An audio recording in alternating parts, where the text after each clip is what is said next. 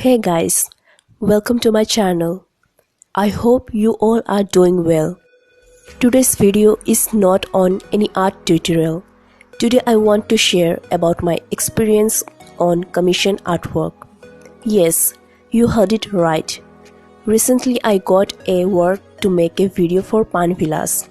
They first contacted me through Instagram, then after that we talked over phone about all the requirements. They have allowed me to add my own creativity, anything that I like. So I decided to do acrylic painting, and within 5 hours I did the painting and given the video to them.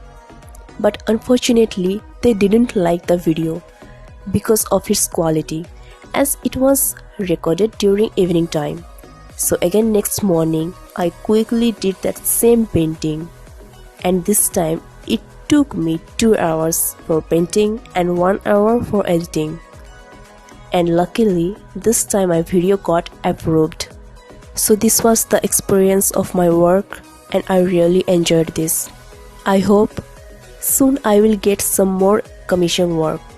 If anyone wants me to work for them related to quilling design, paintings, paper cutting, paper sculpture, clay art, or pen and ink drawing, then you can contact me through Instagram.